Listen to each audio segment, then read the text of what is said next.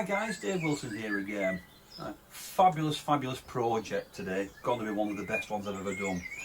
I'm going to make this huge silver pendant which is in the shape of a Viking battle axe. So this drawing is about life size, so I'm going to make this big battle axe about a couple of inches wide and maybe 3 inches long, perhaps a bit longer. So I'm going to have a nice Celtic texture on the middle of it, rope detail at the bottom and a nice big bale at the top. So, want to see how I do it? Follow me. So I've got some thick silver sheet here. So this was cast in an ingot mould and then put through the rolling mill. I start by heating it up to cherry red to anneal it, then allow it to cool to what's called black heat, so it's still hot, and then very carefully pick it up and that just gets quenched into water. To apply the texture, I'm using a steel texture plate which I put through the rolling mill, and in order to protect the mill from damage from the plate I use a sheet of copper underneath it, and when it goes through the rolling mill it embosses this beautiful Celtic texture into the silver. So I've done this on both sides. The next job is to cut out these two patterns here, and I can stick them onto the silver and then use these as a template to cut out round the blade. I only need a piercing saw to do this, so I took one to work and I just sat at my bench in the shop and did this. So sawing out the outline first, just going around the edges. I do it in stages, then it just makes life easier to get to. And then cutting out the pieces in the middle, the two little circular sections. Then finally just going round the edges with a file to make sure that the edges are nice and smooth, and more importantly parallel, because this is 3mm thick, don't forget, so I want to make sure that everything is nice and straight and flush. So what I want to do now is put the bevels on it. So, Sharpie marker, and I'm just going to mark all the sides. There we go, just all around there. Now this silver is 3mm thick, so I've set my calipers to 1.5. So if I put my calipers, and these are metal ones, if I run along the edge like that, and so I've got a line in the middle there, and I've got my line there.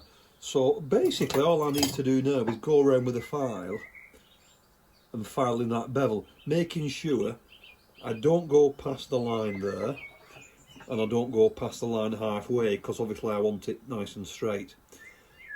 So let's get filing. Okay, so I've decided that trying to file those bevels by hand with a file is going to take a long time. So I just want to try a little experiment here. This is my Pepe Tools belt sander. So I'll just connect it to the flex shaft.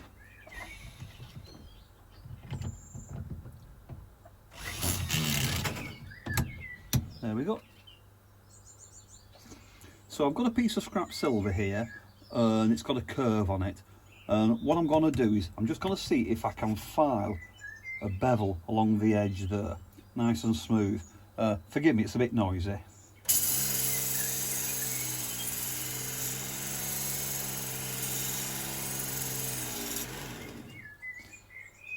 And yeah, I can see that there, got a little bit of a bevel there. I'll just see if I can get it to the edge.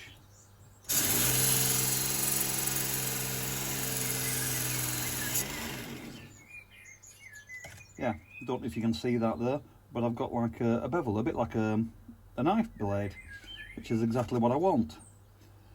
That's great. So, I'll do this to the axe head. So here it is after being beveled. So that allowed me to hold it at a consistent angle and sort of grind those bevels quite quickly. Probably took about an hour.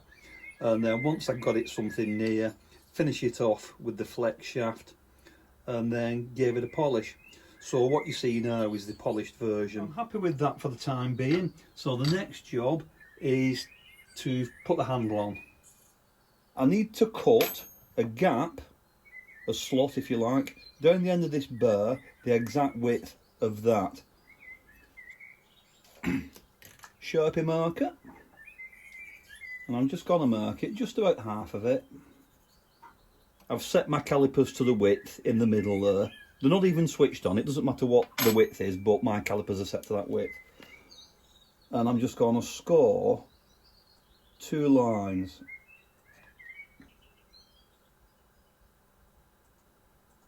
There we go. So you might not be able to see it on camera, but I've now got 2 parallel lines down there. So what I need to do now is make sure that those parallel lines are at the top, and I'm going to saw vertically. Very, very important that I keep it parallel so that that gap is the same thickness all the way through. Over to the vise. So I'm keeping my eye on the top there, make sure it's parallel, and just take my time all the way down. Then when I get to the bottom, I'll just cut across. Right, I've cut all the way down to the bottom there, so I'm just going across horizontally just to cut that slither of metal out the middle. It's actually quite tough stuff, this burr. It is silver. There we go. Nice thin file here. It's an old one, but it's really thin. So just cleaning up in that slot there. Check that it fits in. That's nice and tight. Yeah, that's about right. So we're going on with something like that. That took a little longer than what I expected, and the axe has claimed its first victim. Whilst I was adjusting it, I actually stabbed my thumb, so I've had to take my thumb up. Anyway, let's take a look, show you what I've been doing. I've filed that groove in there, nice and smooth. It's probably spent about 30 minutes doing this. We've now got a nice, precise fit there. Now, as mentioned, I've also cut this little piece here, just a fraction of a millimetre wider than the burr, and that's going to go in the top there. So when it's all soldered in, I'll just get a saw, just cut the top off, file around the sides, and then that'll be all blended in and seamless. But this then presents a problem. Obviously, you know that if you want to solder, you have to use flux. So here I've got some flux. This is the traditional borax. I'm going to paint that inside here. So flux the inside of the groove. So basically all the parts where I want the solder to run. I'm now going to apply some flux to the middle of the blade there. Again, you can see just a stripe down the middle where the bar's going to go. Lots of flux all around it because I want the solder to flow all the way around that and fill that gap. And then that's going to go in there. Okay, so it's all flux, it's ready to solder, but this creates a problem. You see, remember I've got all this Celtic pattern here. I don't want the solder to flow all the way onto that pattern and ruin it.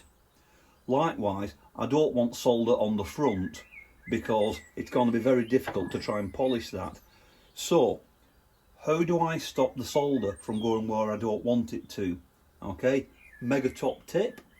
This is Jeweller's Rouge. Okay, this is the same stuff that's in the polishing burrs, the rouge burrs, but this is a dry powder. Very, very fine, very dry powder. So just a little touch, just into a little lid there, jar lid. And I'm using methylated spirits. This is alcohol, methylated spirits. I find that meths works better. It helps you to paint it. So just mix it up. Use a different brush, of course. Do not use your flux brush to do this because you'll ruin your flux brush. And I just want a nice fine point there. And it's almost like paint. And then what I'm going to do is I'm just going to paint that Very easy to use, especially with the alcohol. It sticks very well. The alcohol evaporates and it stays where you put it. So I don't need to cover all of it, I just need to create a line so it's like a barrier. Okay, so I want to get right nice up close to the bar there. Same on the other side there. You see, that's all you need to do, you just need to draw a line because it can't cross that line. So you don't need to do the whole thing. Same underneath too, get it in the gaps there, underneath. Same on that side. And then what I will also do, I will also paint the front there, just to stop any solder running around the front and kind of making a mess. Okay, so by using this rouge and alcohol, I can effectively paint the pieces that I want to protect. So for example, when I'm soldering rings and there's a hallmark on the back that I want to preserve, I will just paint some of this rouge into the hallmark and it stops the solder from going into it. Remember, I've got two sides, so I need to carefully flip it over. So I paint the flux where I want it to be soldered, and I paint the rouge on the bits that I want to protect. There you go, simple as that. Let's get some fire. I'm using a Smith's little torch, and this is a number 5 nozzle. So just starting to get up to temperature now, so I can apply a little bit more solder. Just get it along that edge.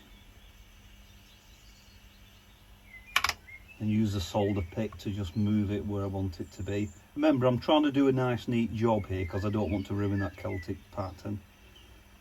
So only using little bits of solder and just trying to direct the heat. Remember, solder will always go towards the heat, so I'm using the heat to draw it to the parts that I want. Right, I think that side is done. So just applying a little touch of solder here and there, just as and when I need it. Going really well so far, nice and easy. I think using the bigger nozzle was a good idea because it needs a lot of heat. And I think that's just about it.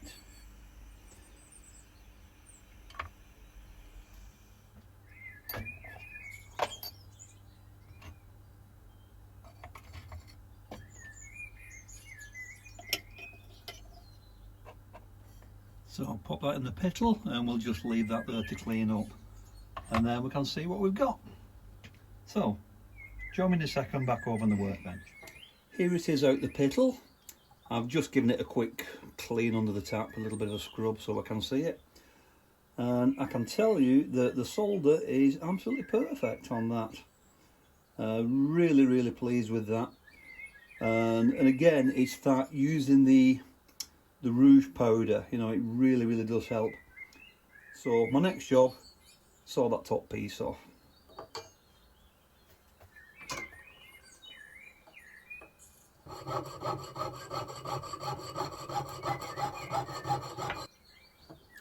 There we go, that's that little extra piece off the top there, that goes in the scrap pot. Just finishing up the last little details there on the top of the handle.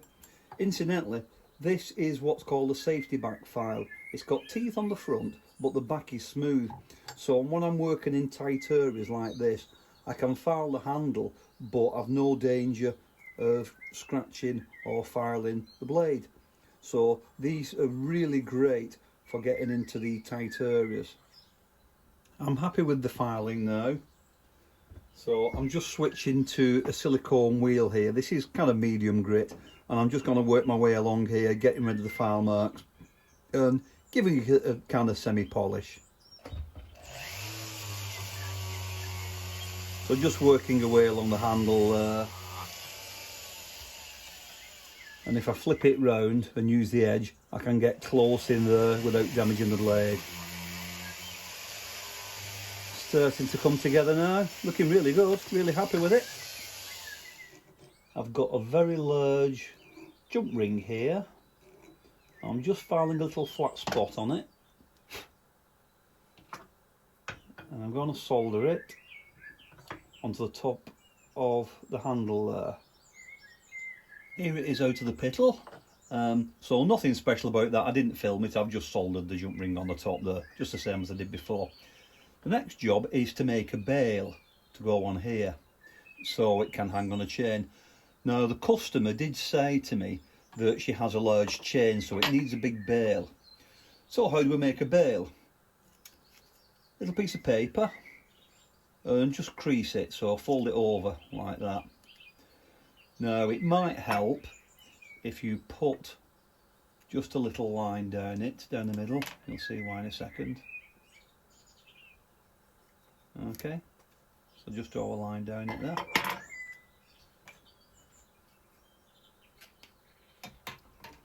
And then what you can do is, you want to draw a diagonal line there and a diagonal line there. Okay. Because it's cardboard, what I can do now is I can adjust it. So you see the bottom needs to go through that jump ring there. So I think, okay, I can cut a little bit more off there. And the reason why I put that line on is so I can keep it equal on both sides. You see that line needs to be down the centre and parallel at all times. So you can just keep trimming it and adjust it. If I want it shorter, I can adjust the length. So keep trying it until you get it, you know, what you feel looks right. So then when you've got it where you want it, so it should be like a diamond shape, pop it onto a piece of silver, little permanent marker, and just mark round it. There we go. So just tap it flat. There we go. So you see you've got a diamond shape. Okay, so you get the idea anyway. Okay, so as they say on television, here's one I prepared earlier. So this is thicker silver, and all I've done is I've polished it up and I've stamped a 925 and my little Celtic logo on it. So that is going to go on there. What I want to do is parallel pliers, and I'm just going to bend just a millimetre or so at the end there, just a couple of millimetres maybe. Just bend it 90 degrees.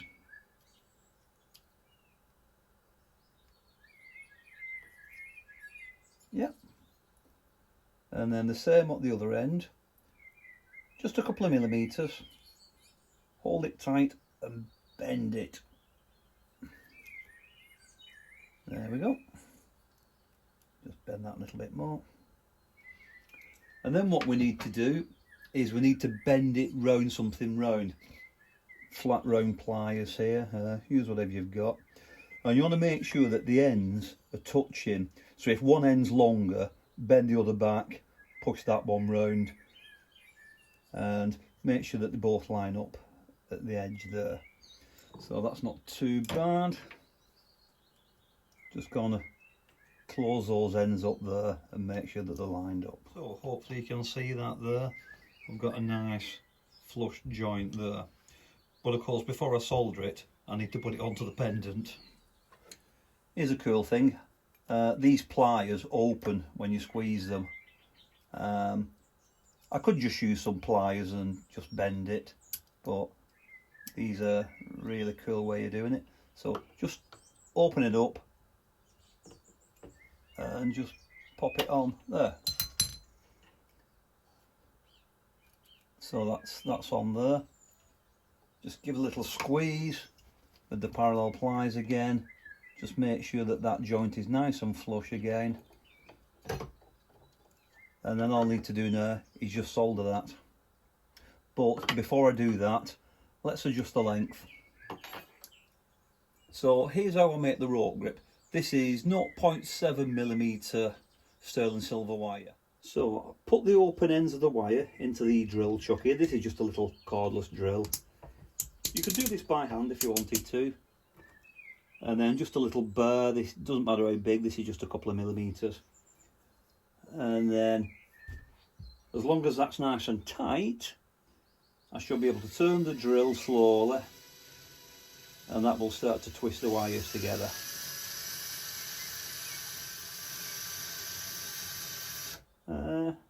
Yeah, that looks okay. Little bit springy.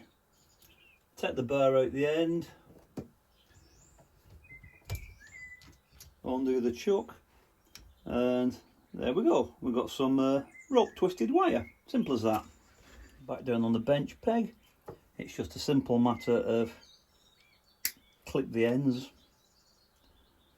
and just clip the other end off there where the little loop was.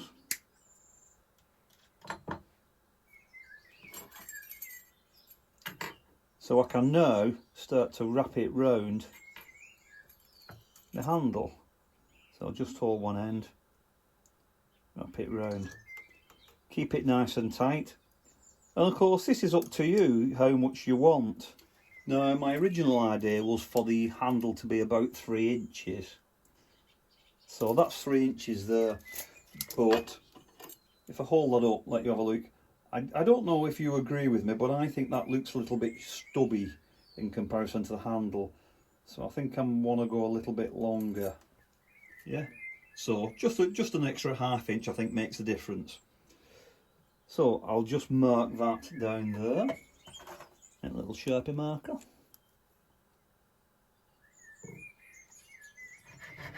Just cut the end off and then I'll file it and tidy it up.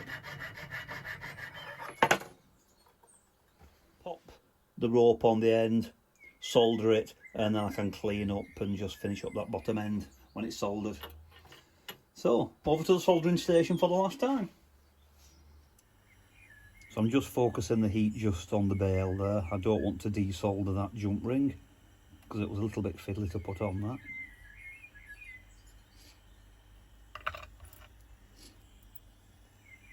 Hopefully you can see this, I've not got the tweezers in the way. A little bit of solder on there. Just squeeze it together. There we go, nice little solder joint there. And of course the last job is to solder the little rope detail onto the bottom of the handle. So first of all, lots of flux all the way around it. Right to the end. Make sure I've got good coverage there. I'll slide it down. Slide it right down to the end. So in order to get the rope pushed up against the end, I've got it against this block here. So I'm going to squeeze it with the tweezers and push it up against the block nice and tight. And then I can apply some heat. So hopefully when it solders, it'll solder right up against the end. Got it mounted horizontal now, and I'm just going round, just adding a little bit of solder around the edge just to get a nice clean solder joint round the top. Just for aesthetics really, just so it looks nice. Okay, so let's get that in the piddle, clean it up. Just cleaning up the solder joints, any little scratches or marks that have come on it, just doing a bit of detailing. One thing I am going to do now, I didn't mention it earlier, but the more observant of you may have noticed, there was a little hole.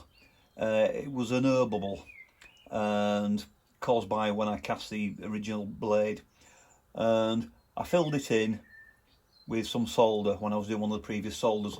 So again, I'm just going to polish that down.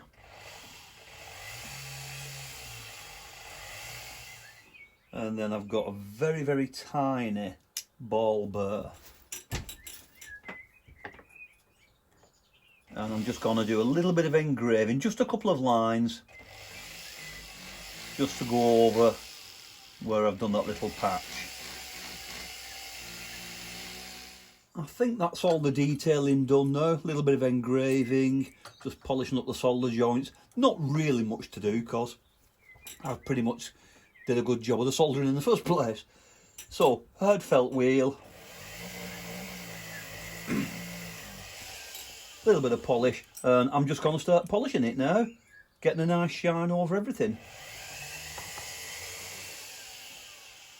Now, you might wonder why I'm not doing this on the bench polisher. Two reasons.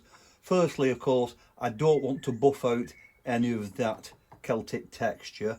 And the other thing is as well, is these points are obviously quite sharp, so polishing it on the bench polisher could be a little bit dangerous if it snags. So it's easier to just do it all with a small brush, and I can get into the details and polish it nice and precisely.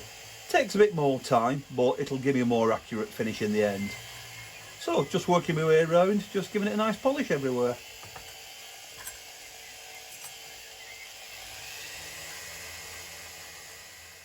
Okay guys, well, if you've been following me on this journey all the way through this video, thanks for staying with me. Take a look at this. Now, I'll be perfectly honest with you, if ever there was a piece that I've made that I don't want to sell, this is it. I really don't want to sell this.